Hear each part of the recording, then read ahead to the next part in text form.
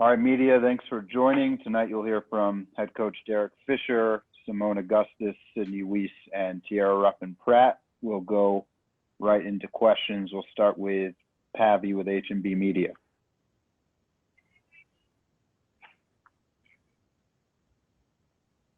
Hey, Coach, how are you? Good, Pavy. How you doing? I'm good. With the first game being 4 or 5 days away, obviously you're not going to be at 100% full throttle immediately. But how close are you to where you want to be for game one right now? I mean, I think we're in a good place because we have our bodies available. I mean, I think this season, although it's condensed and very unusual in terms of how it's going to start, the pace of the games, you still want to be able to be standing, in mid to late August and into September. So, I think we are in a good place, but there's a ton of room, for us to get better, hopefully over time. And so we're just going to have to trust that whatever things look like Saturday, Tuesday, Thursday, Saturday, these first few weeks, even a month, like it takes time to become great. We got great names on paper. We will be able to do some great things out there, but becoming a team that's a journey, that's a process. And hopefully we're willing to hold ourselves to enduring the process of it as we move through. But I think we like our chances. Leah Secondo, Spectrum. Derek, from the Wubble perspective, here in Bradenton, you look out and you haven't really been able to explore or enjoy our great area here, especially our beaches and stuff. So when you're traveling from IMG maybe over to even Feld, is there something that you can see but you just can't touch because you're in the Wubble that you'd like to experience in the area? No, I mean, obviously when we drive over the bridge, there's so much beautiful water, surrounded by beaches, and it looks nice, but that's not what we're here for, really. So we whether we liked it or not, we had a lot of time, to whether seeing things virtually, whether people visiting, and doing things in their personal time, depending on which city or state you lived in and where the stay-at-home orders were. We've all had time for sightseeing, whether it's in person or virtual. And as nice as this area is, this really is a business trip for us. And if and when there's an opportunity down the line to have some orchestrated and things that are protecting everybody's health and safety that the league can put together, maybe we'll be open to it. But we've really asked our players and everybody here to take COVID seriously, to respect what's going on here in the state of Florida, and that we have a responsibility, as nice as this area is, to keep ourselves in the quote unquote Wubble and make sure we're here to do our jobs. We'll go over to Ben Lyons.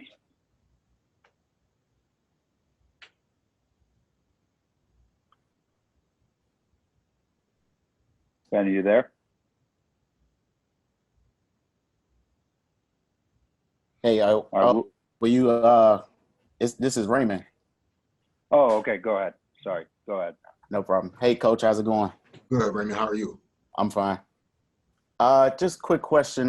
With everything going on with COVID-19 and then the civil unrest that followed, in regards to the situations with George Floyd and Breonna Taylor, this might be the first season ever where basketball could be pretty much relegated to a footnote almost.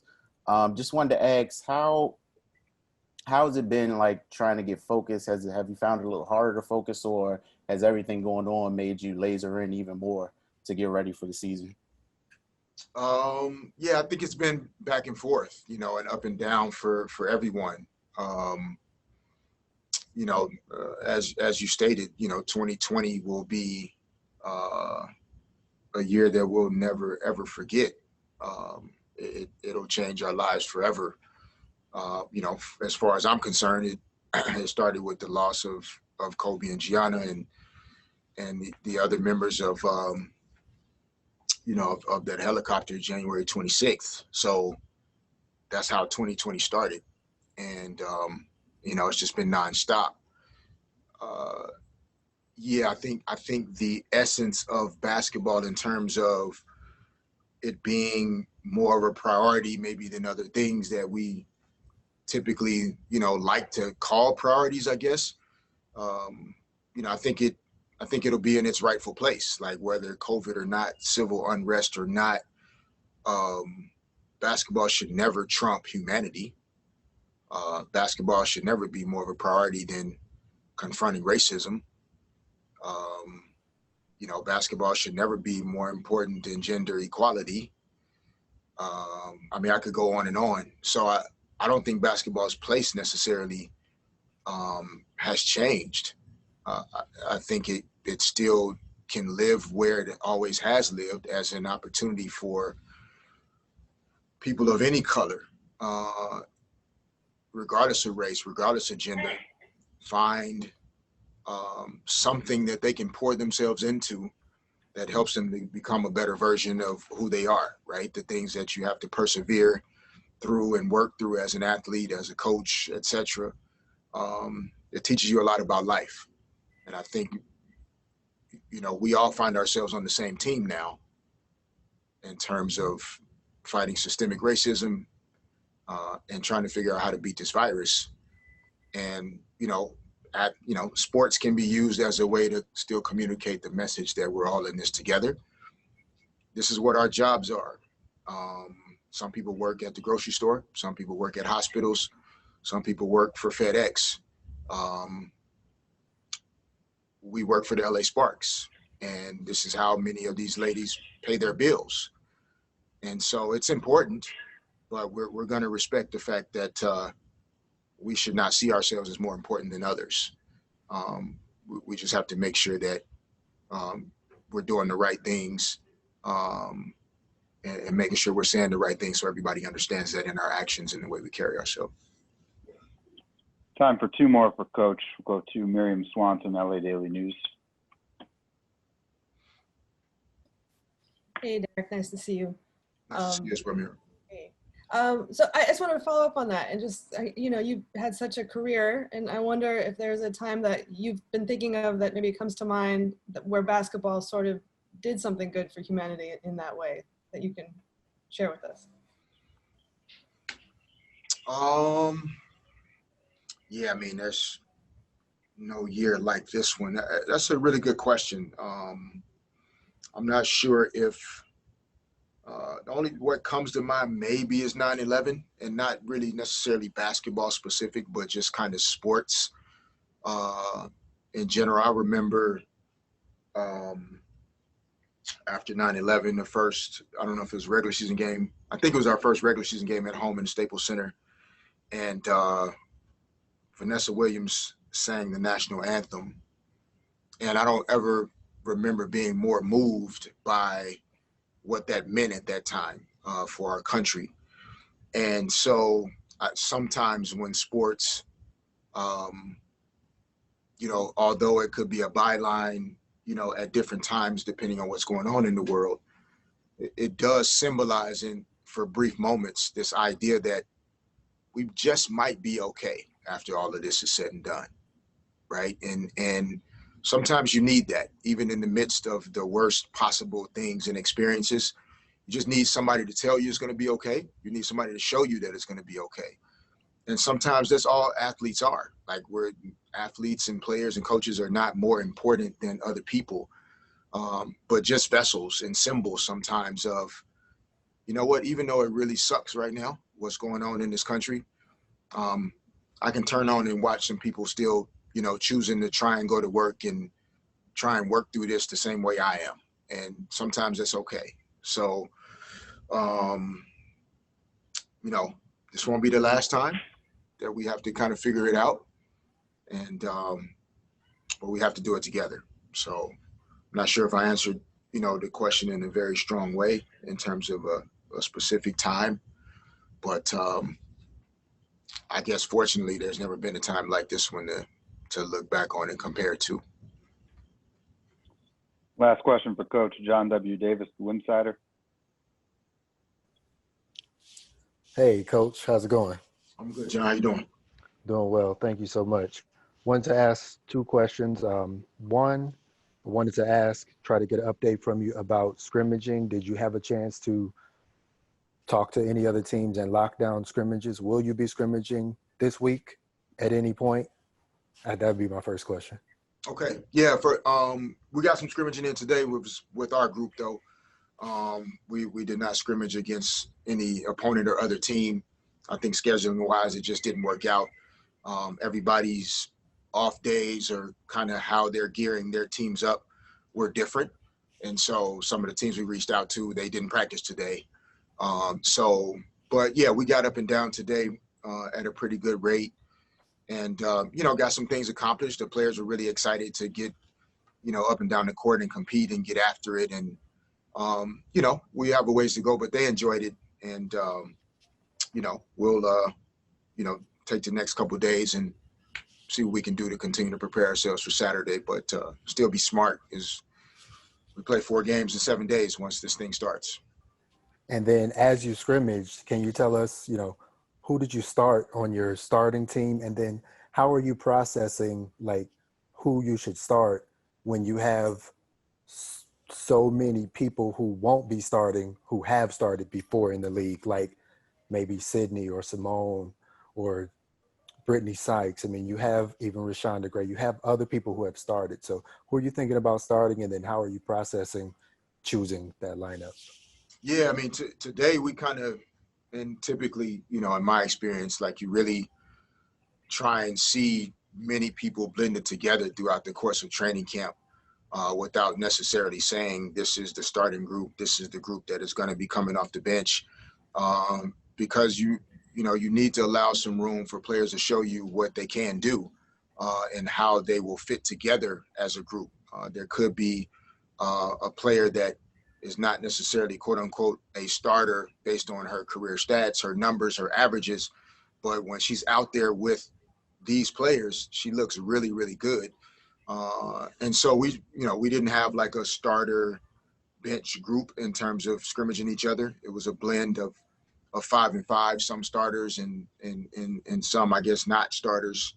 In terms of processing the way we're thinking about approaching, you know, starting on Saturday, you know, I think it'll depend again on the next couple of days. You know, we obviously play Phoenix opening up, so, you know, and thinking about matchups and the best ways to play against Phoenix. And I think we have that ability as a group that we could start 5 players on Saturday and a different 5 players on Tuesday and still give ourselves a chance to win. And I think because of, like you said, the number of players from Raquana to Brittany Sykes, to Seimone Augustus, to Sydney, etc. Like, you know, we have a number of players that have started. They've come off the bench. I think the most important thing is having a group of players that are willing to do whatever it takes to help the team. And this group really feels that way. So we'll see how it goes. And, you know, I'm sure at some point, you know, by Friday evening, we'll know for sure what's the best 5 to put out there on Saturday afternoon. Thank you, Coach. All right. Thanks, everybody. Tierra Ruffin-Pratt. We will start with Lindsay Gibbs.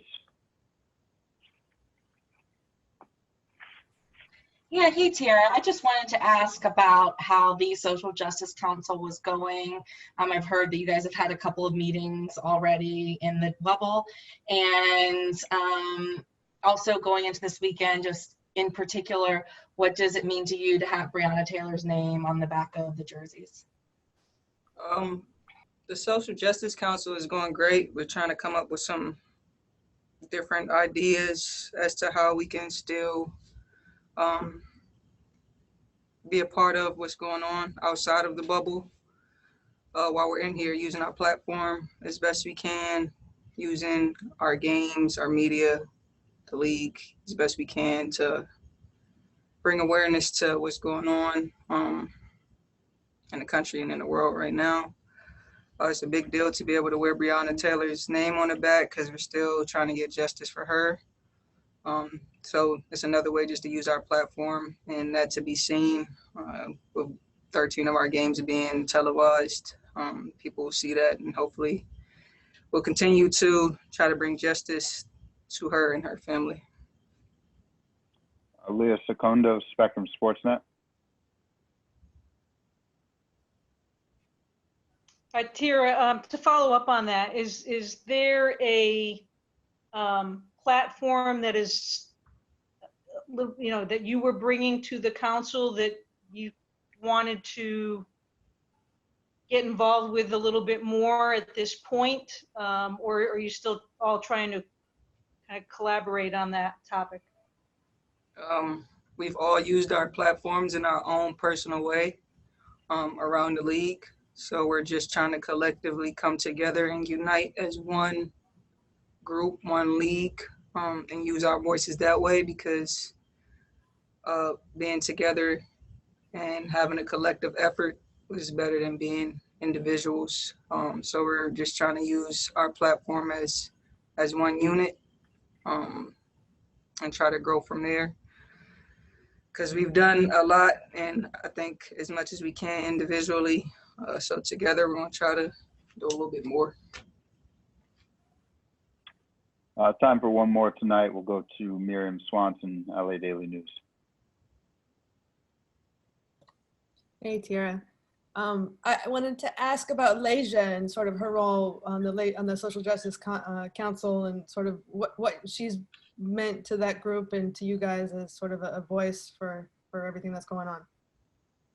Leja has been great. She's the head of the Social Justice Council. She kind of put this thing together and kind of got the ball rolling on things. She's been doing everything she can to try to bring us together, get the league and the players on the same page. That's what we want to do and what we can do as a league and as players together, to be on one accord. So I think she's done a phenomenal job putting this together and helping us come together as a council to be as best we can for the whole league and be the voice for those who can't speak for themselves. So Leisha, big ups to her for even putting this together and getting us where we are as far as we are now. Thank you. Thank you, guys.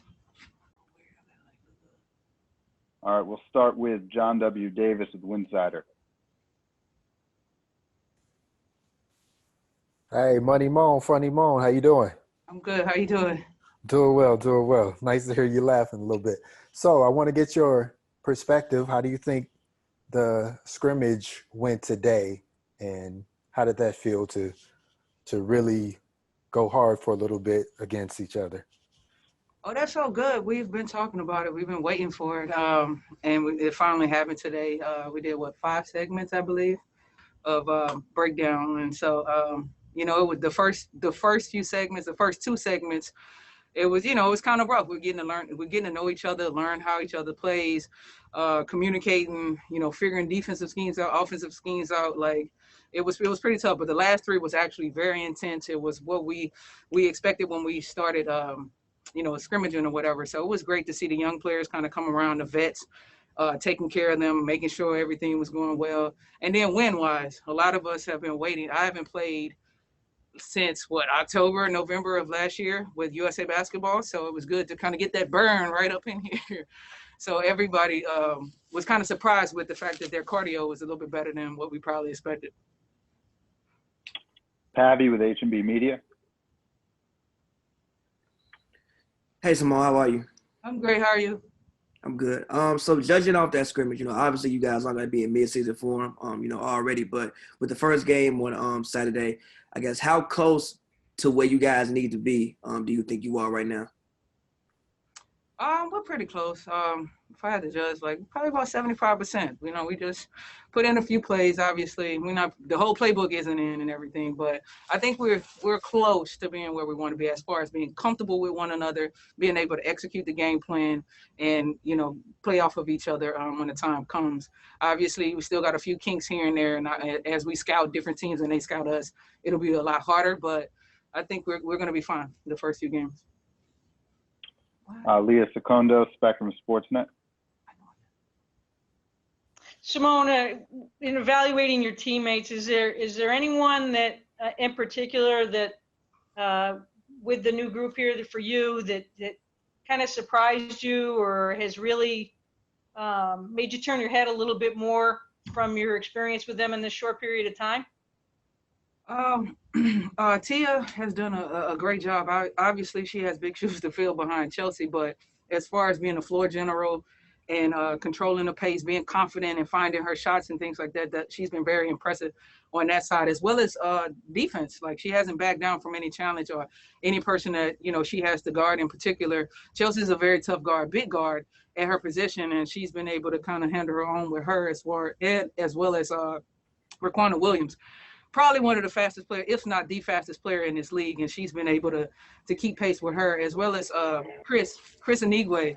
Her ability, her jumping ability, her physicality has been great with helping, Candace, NECA, Gray, all of those players like get ready, like her ability to rebound, offensive rebound, get to the rim, things like that has really helped. So those two players have really impressed me over the last few days or last few weeks with their progress.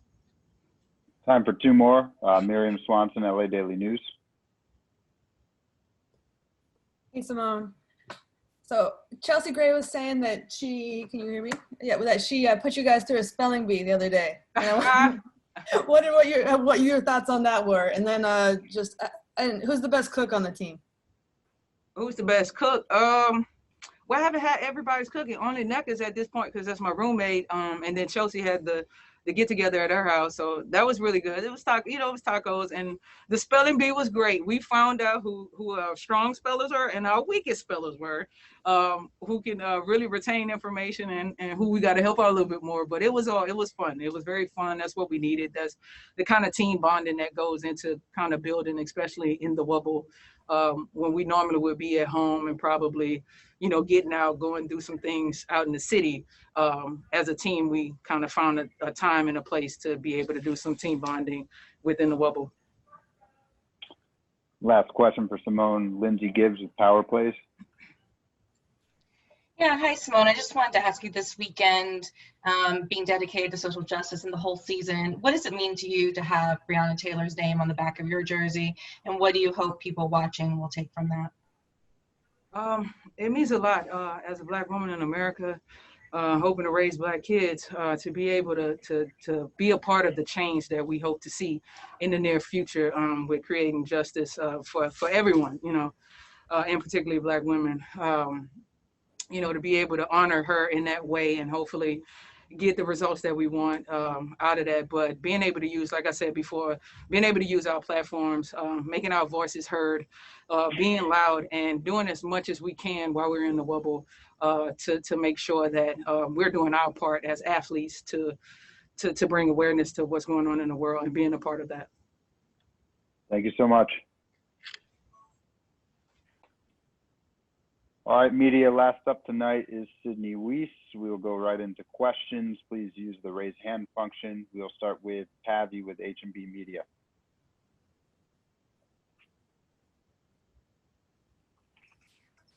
Hey, Sydney, how you doing?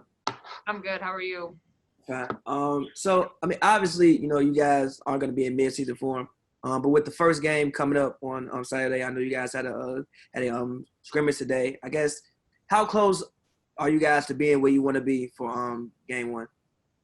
Well, a phrase that our team is going to be living by this season is Kaizen, which means good change every moment, every day. And so obviously there's always room for improvement. The aim for a team each season is to reach its potential or exceed its potential. And with this group, the sky is truly the limit.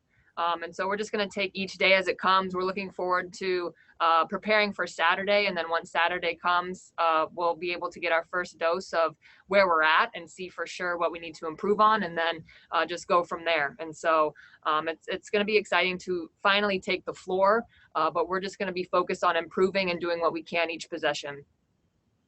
John W. Davis, Winsider. Hey, Sid, how's it going? Good. How are you? Good, good, good. First of all, seems like you're getting your chicken seasoning game up.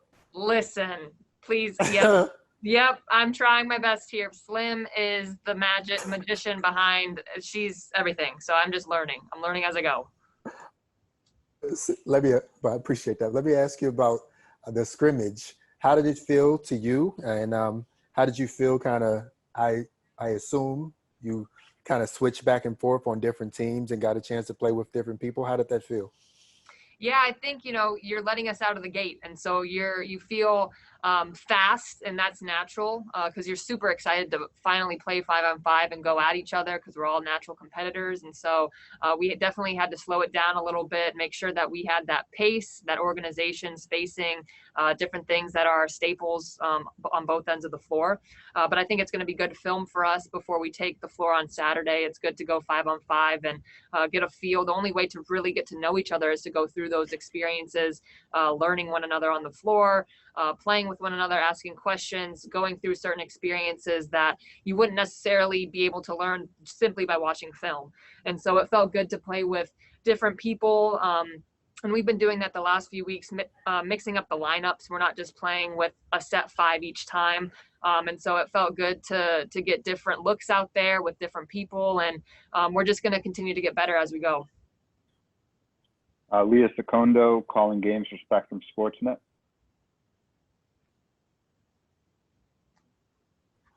My question for you is, what were you doing when you got word when everything came down with the pandemic, and what were you doing in preparation prior to that and through this leading up to camp to maybe bring something different into your game this year?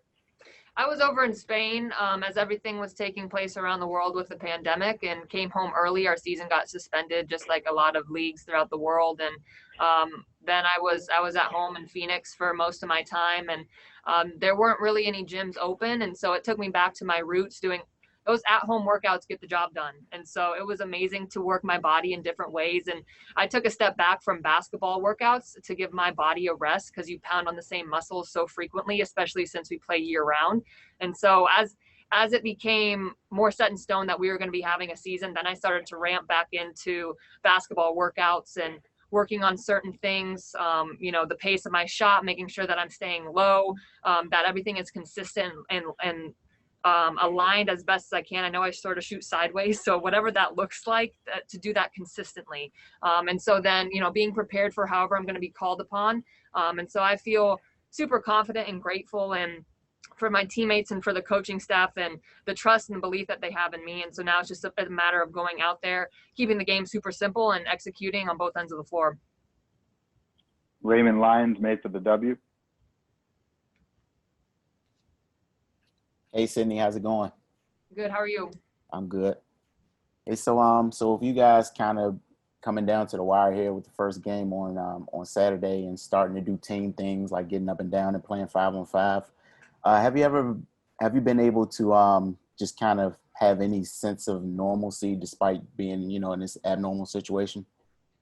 I think playing is pretty normal to us, and we're grateful to have that time together. I know that we all have our certain rhythms and routines that come with in-season training camp, whatever the case may be. And we knew coming into it that we had to be able to accommodate differing schedules, things that we thought would be set in stone that had to be switched up. And so we're trying to roll with the punches however they're coming at us. And so it's testing how flexible we can be as people and as a team. And I think I look at our leadership and I look at the experience within this group, and it's amazing to see how people who do have their routines and things that they're used to doing, they're adjusting on the fly and they're making the most of each situation. And so whenever you step onto the court, it's pretty simple. You just got to beat the person in front of you and make sure that they don't beat you. And so that is the sense of normalcy that that we get to experience within this place, and to do it together, that makes it even more special. Time for two more. Lindsay Gibbs with Power Plays. Yeah, hi, thanks so much for chatting. I want to ask you, what does it mean to you to have Breonna Taylor's name on the back of your jersey this weekend? And as, you know, one of the few white players in this league, what do you see your role in the social justice movement as? Yeah, it reminds me of the point. You know, we talk about basketball, we talk about championships, we talk about each game, but that's the point. We are out here to use our platform. Basketball is our vessel. And I'm here to learn. I'm here to ask questions. I'm here to do what I can to be an ally, to be actively anti-racist. And I've been learning on the go. You know, I'm new to being vocal. I'm new to really stepping into this reality that has been present throughout the whole existence of our country, and really owning that history and looking how we can be better and how we can actively initiate change and how we can amplify voices. And so I'm just here to learn, to observe, and then also to use my platform to speak, because silence is no longer an option. And so at first, what was holding me back is I didn't want to say the wrong thing. I didn't feel like it was my place to say anything, but there's no time for that anymore. And so to have her name on the back of our jersey, that's what it's about. She represents so many others that don't necessarily have the platform that we do. And we're going to make sure that we use this platform to the best of our abilities to make sure that she is remembered and that she gets justice. Our last question tonight, Miriam Swanson, LA Daily News. Hey, Sydney. So with all the important things going on in the world, I have a very important question. Who was on the team that won the spelling bee? Listen, that's also a very, very fresh wound. We got last place, and who won? I stopped paying attention once our team got eliminated, but it wasn't us. All right. That's all. Yeah, that was emotional. I'm still emotional about it. All right. Thank you so much, Sydney. Thank you, guys. Go Sparks. Thank you, media. We'll send out the link to this video.